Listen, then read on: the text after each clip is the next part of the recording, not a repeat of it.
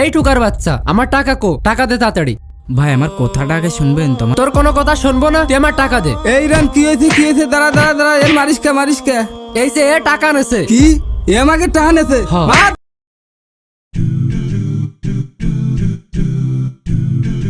হাত পার অবস্থা তো ভালো না, টাকাটা যে এখানে রাখবো, যাই হোক এইখানে রাখি। ইরান, এইখানে তো নোংরা পরিবেশ কেন?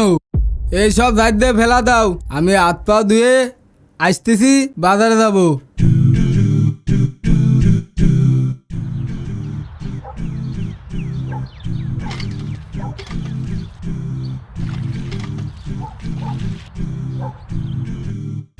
এ কি আবর্জনা! এই মায়া মানসির মতো আমার কাজ করা লাগে, সব কাজ কাম আমারই করা লাগবি। এইসব কি ভালো লাগে? দূর, এইসব কাজ কাম আমার আর ভালো লাগে না। দার জোয়ান মধ্যে সালডারে বিয়ে দিয়ে একটা কাজের মানুষ আনলেও পারে।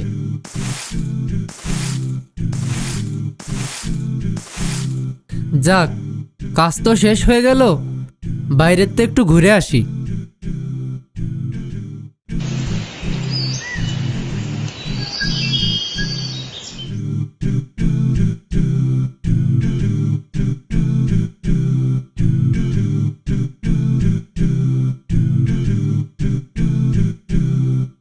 আটে যাতে হবে, আটে যাওয়ার সময় হয়ে গেল। সেই টাকাগুলো রাখছিলাম, দেখি কি ব্যাপার, এখানে টাকা রেখে গেলাম, টাকার ব্যাগ কই গেল? এই থলডার নিয়ে আর পারিনি, এর জন্য টাকা রেখে কোনো জায়গায় শান্তি নেই। ইরান, ও ইরান, ইরান কোনে গেলে? মনে হয় ওই পাড়া খেলতে গেছে। ও ইরান, ওই দেখো খাওয়াল হনে নি সুহি খেলতেছে, আর বাপের মাথায় মনে হচ্ছে ইসরায়েলির বোমা পড়েছে। কি হয়েছে?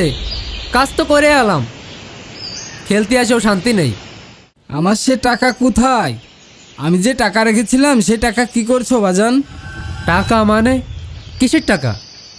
আমি তো কিছু বুঝতেছি না। কিসির টাকা তুমি বুঝতেছো না? আমি যে টাকাটা মুড়াইয়ে বাতায় রেখে দিলাম, রেখে হাত পা ধুতে গেলাম, এখন হাত পা দিয়ে এসে দেখি টাকা নাই। সেই টাকা কোথায়? তার মানে টাকা সালে গোজা ছিল, তাহলে কি ওই মহিলার সাথে আমি টুকাইরে দিয়ে দিলাম? আব্বা, আমি তো ওই টুপলা ময়লা আবর্জনা মনে করে ফেলে দিছি। এ তুই কি শুনলি ইরান? আমার এত কষ্টের টাহা তুই ফেলা দিলি শেষ পর্যন্ত। আমি অত কিছু বুঝি নে, তুমি কোনতে ওই টাকা আনবা আমি জানি নে। তুমি ওই টাকা এনে তারপর আমার বাড়ি যাবা, না হলে তোমার আমার বাড়ির কোনো খবর নেই। তুমি ওই টাকা আমার কোথা থেকে আনবা, আইনে দিবা।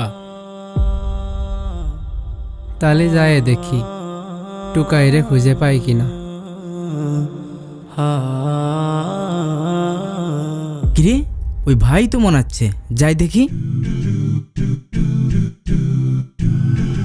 কিরে, এই তো টুকাইরে তো পায়ে গেছি। ও আব্বা, এদিকে আসো, এদিকে আসো, টাকা পায়ে গেছি। এই টুকার বাচ্চা, আমার টাকা কো? টাকা দে তাড়াতাড়ি। ভাই আমার কথাটা আগে শুনবেন তো? তোর কোনো কথা শুনবো না, তুই আমার টাকা দে। এই ইরান কি হয়েছে? দাঁড়া দাঁড়া দাঁড়া, এর মারিস কে? এই যে এ টাকা নেছে। কি এ আমাকে টাকা নেছে? হ্যাঁ। মার ধরে। ইমাম সাহেব দেখেন তো এখানে কি হচ্ছে। ওইখানে তো মনে হয় গ্যাঞ্জাম লাগছে, চলুন তো যাই দেখে আসি। এই দাঁড়াও দাঁড়াও, এখানে কি হয়েছে? আচ্ছা এখানে কি হয়েছে? তাকে মারছেন কেন আপনারা? ও আমার টাকা চুরি করছে, এই জন্য ওরে মারছি। আচ্ছা সে যে টাকা চুরি করছে আপনারা কি আদৌ যাচাই বাছাই করছেন সে আসলেই টাকা চুরি করছে কিনা? না। আসলেই কি তুমি টাকা চুরি করছো? আসলে ভাই আমি টাকা চুরি করি। আমি যে তাদের কাছে একটা কথা বলবো, সে কথা বলারে আমার ওরা সুযোগই দেয় না। আসলে কি ঘটছে? আরে ওইটা টুকাই না? যাক, কষ্ট করে আর আমার ফেলানো লাগলো না, ওরে সব দিয়ে দি। এই টুকাই, আমি এদিকাই এদিকাই। যাক ভালোই হলো, তো সারাদিন তো কিছু সেরকম কুড়িয়ে পেলাম না। দেখি কি দেয়, ওই গৃহস্থর বাড়ি একটু যাই, দেখি কি দেয়।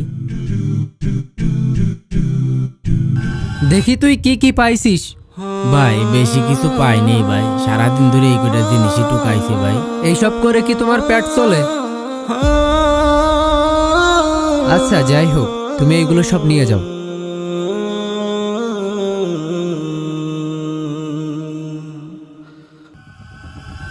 আপনারা যেটা করছেন সেটা অনেক বড় ভুল কাজ করছেন। এটার জন্য আপনাদের আল্লাহর কাছে ক্ষমা চাওয়া উচিত। কারো সম্পর্কে যাচাই বাছাই না করে তাকে দোষারোপ করা এটা আমাদের রাসূলের আদর্শ নয়। আপনারা যেটা করছেন অত্যন্ত ঘৃণিত কাজ করছেন। আপনাদের উচিত তার কাছে ক্ষমা চাওয়া। সে যদি ক্ষমা করে মহান আল্লাহ তাআলা আপনাদের ক্ষমা করে।